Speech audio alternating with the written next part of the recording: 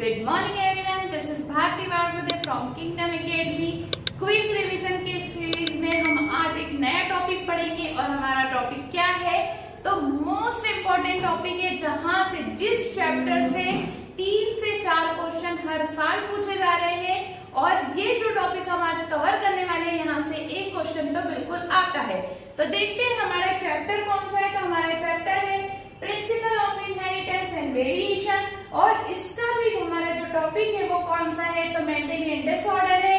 Mendelian disorder में आज हम जो पढ़ने वाले हैं वो पढ़ने वाले हैं autosomal linked recessive disorders traits को हम पढ़ेंगे। तो सबसे पहले आपको दिख रहा है सिकल सेल एनीमिया और जो सिकल सेल एनीमिया होता है उसमें होता क्या है और ये डिसऑर्डर कौन सा है। तो सबसे पहली चीज याद रख लीजिए, देखिए जो डिसऑर्डर होते हैं वो 2 टाइप के होते हैं, एक होते हैं ऑटोसोमल और एक होते हैं सेक्स लिंक्ड। तो जो सिकल सेल एनीमिया है वो होता है ऑटोसोमल रिसेसिव ट्रेट होता है।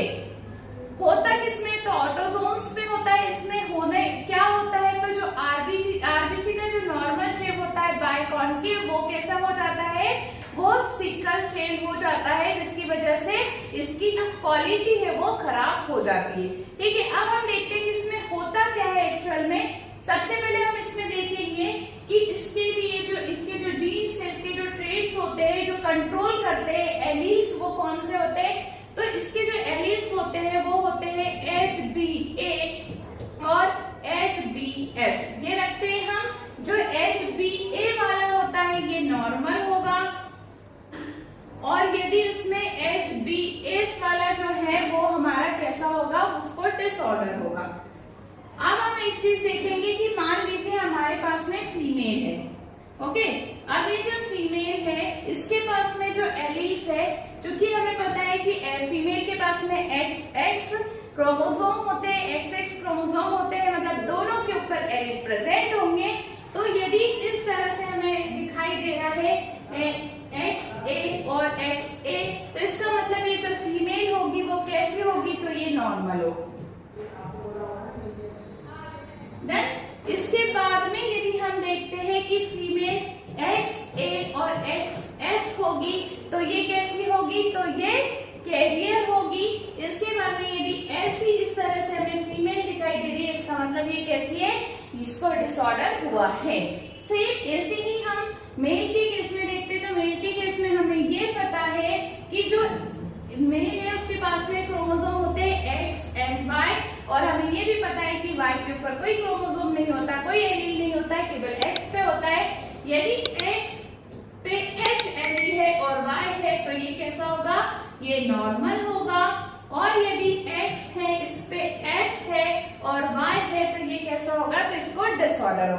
तो यही चीज हमारी एनसीईआरटी हमें बताती है कि ये जो डिजीज है जो डिजीज को हम क्या कहते हैं ऑटोसोमल लिंक्ड रिसेसिव डिसऑर्डर होता है। इसको आप एनसीईआरटी में अंडरलाइन कर लीजिए। इसमें जो हम एलील्स लेते हैं वो कौन से होते हैं तो HBA और HBS होते हैं। Out of this possible genotype only homozygous individual for HBS। यदि इस तरह का होता है, यदि इस तरह का आपको होमोजाइगस कंडीशन दिख रही है तो ही वो डिजीज होगी फिनोटाइप में, अदरवाइज नहीं होगी। इसके बाद में हम देखें कि इसमें क्या हो रहा है तो याद रखना कि ये ऑटोसोमल होता है। इसका मतलब ऑटोसोम्स में से किसी एक क्रोमोसोम में जीन जो है उसमें कोई ना कोई म्यूटेशन हो जाता है या कोई चेंज हो जाता है। तो जैसा कि हमें पता है कि जो हीमोग्लोबिन चैन होती है उसमें एक चैन होती है हमारी अल्फा इस तरह से होती है तो ये 2 अल्फा चैन होती है और एक 2 बीटा चैन होती है। तो बीटा चैन में जो 6 पोजीशन पे प्रेजेंट होता है क्या प्रेजेंट होता है तो ग्लूटामिक एसिड प्रेजेंट होता है और इस ग्लूटामिक एसिड के प्लेस पर क्या आ जाता है वेलिनिन आ जाता है जिसकी वजह से जो आरबीसी का शेप है वो कैसा हो जाता है तो सिकल शेप हो जाता है और इसी को कहते हैं सिकल सेल एनीमिया। क्या हो रहा है हो ये रहा है कि हीमोग्लोबिन में 4 चैन्स होती है, 4 में से 2 अल्फा चैन और 2 बीटा चैन होती है। तो बीटा चैन के 6th पोजीशन पे नॉर्मल आरबीसी में क्या प्रेजेंट होता है तो ग्लूटामिक एसिड प्रेजेंट होता है और इस ग्लूटामिक एसिड के प्लेस पर क्या आ जाता है वेलिनीन आ जाता है, जिसकी वजह से आरबीसी का जो शेप है वो चेंज हो जाता है। अब ये जो ग्लूटामिक एसिड है, इसके लिए जो जीन होता है और उसका जो कोड होता है वो क्या होता है, GAA। तो ये जो GAA है ये किसके लिए है, तो ये ग्लूटामिक एसिड के लिए है। और G जो है वो किसके लिए होता है, तो ये वेलिनीन के लिए होता है। तो क्या होता है, कोड चेंज हो जाता है, कौन सा, GAG के प्लेस पर क्या हो जाता है, GUG हो जाता है। तो ये हमारा कौन सा डिसऑर्डर था, ये हमारा डिसऑर्डर था सिकल सेल एनीमिया। इसके बाद में जो फिनाइलकीटोनुरिया है ये भी ऑटोसोमल डिसऑर्डर है और ये मेटाबॉलिज्म जो हमारे बॉडी का होता है उसके ऊपर इसका इफेक्ट पड़ता है। तो जैसा कि आपको यहाँ पर दिखाई दे रहा है, जो फिनाइलकीटोनुरिया है वो मेटाबॉलिज्म पे डिपेंड करता है। इसमें होता क्या है, तो एक एंजाइम है, और कौन सा एंजाइम है, फिनाइल कीटो डिहाइड्रोजनेज जो एंजाइम होता है वो नहीं बनता, जिसकी वजह से क्या होता है कि जो फिनाइल एलिनीन है वो किसमें कन्वर्ट नहीं होता, ट्रायोसिन में। क्या हो रहा है कि एक जीन है, ये जीन किसके लिए रिस्पॉन्सिबल है, ये एक एंजाइम बनाता है, ठीक है। ये एंजाइम का फंक्शन क्या होता है, ये एंजाइम जो फिनाइल एलिनीन है इसको किसमें चेंज कर देता है, ट्रायोसिन में चेंज करता है। बट अब म्यूटेशन हो गया, तो म्यूटेशन होने की वजह से क्या हो रहा है कि जो फिनाइल एलिनीन है वो किसमें कन्वर्ट नहीं हो रहा है, ट्रायोसिन में कन्वर्ट नहीं हो रहा है। तो इसकी वजह से क्या हो रहा है, तो एक्यूमुलेशन का मतलब होता है जमा होना, इकट्ठा होना।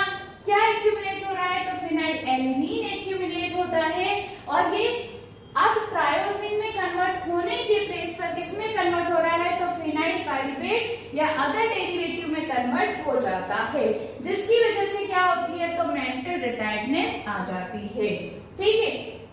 अब इसके साथ अब जब ये जो फिनाइल एलिनीन है ये तो डिसॉल्व हो नहीं रहा है और किडनी भी इसको फिल्टर नहीं कर पा रही है, तो जो हमारी यूरिन होती है उस यूरिन के साथ में ये फिनाइल एलिनीन बाहर निकलने लगता है और जो यूरिन का कलर है वो कैसा हो जाता है, तो वो ब्लैक हो जाता है। तो जो सेकंड हमारा डिसऑर्डर था वो फिनाइलकीटोनुरिया था।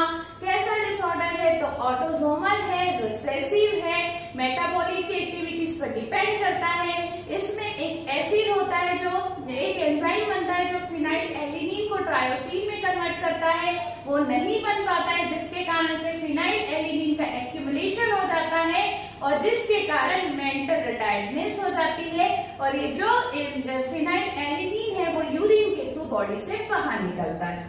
अब हमारा जो नेक्स्ट है, हमारा नेक्स्ट वाला है थैलेसीमिया, और जो थैलेसीमिया है ये भी ब्लड से रिलेटेड है, हीमोग्लोबिन चेन से ही ये रिलेटेड होता है। इसमें भी जो हीमोग्लोबिन की चेन है, अल्फा चेन और बीटा चेन, जो दोनों में म्यूटेशन आ जाता है। तो जब हम देखते हैं कि सबसे पहले इसमें this is an autosomal link, जैसा कि मैंने आपको पहले ही बता दिया कि ये भी कौन सा वाला है, तो ऑटोसोमल है, लिंक्ड रिसेसिव है और क्या है, ब्लड डिजीज होती है। इसमें क्या होता है, कौन सी दो चेन होती है, एक होती है अल्फा चेन और एक बीटा चेन। तो इसी के बेस पर जो थैलेसीमिया है वो 2 टाइप के होते हैं, एक होता है अल्फा थैलेसीमिया और दूसरा होता है बीटा थैलेसीमिया। देन जो अल्फा थैलेसीमिया है वो production of alpha globulin chain बनाता है और जो बीटा थैलेसीमिया है वो बीटा ग्लोबुलिन चेन का फॉर्मेशन करता है। अब हमें ये देखना है कि इन दोनों के लिए जो जीन है उसमें कौन कौन से एलील्स होते हैं।